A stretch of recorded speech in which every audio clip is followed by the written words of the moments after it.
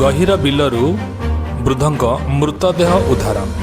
एभली एक घटना घटी जाइछि जगतसिंहपुर जिला कालियाबरा गहिर बिलरे।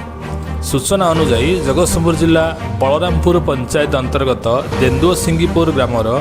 गुरुचरण सामल किछि दिन हब असुस्थ थिले। तांकु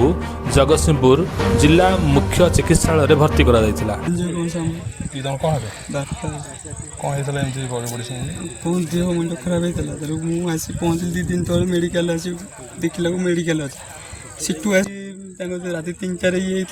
3-4 कड़े पड़े पुणी आसी रात रखिले सका डिस्चार्ज करके आसी आई तो कौन पा पी मत कहले पा ना पानी आइला से आई दौड़ी के आई ये भाई पड़े आसिक खोजुची मुझे पाइला ऐसा देखुची घरे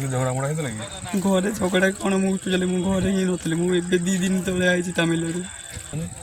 घरे मो स्त्री आ मो सान भौणी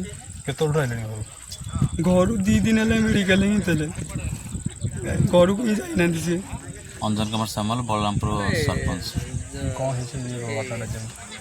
से काली मेडिकल थे आज मेडिकल डिस्चार्ज होती इे रागी बोधे बंधु घर एपटे पढ़ाऊे कौन चलिकी पुओ साथ न आसे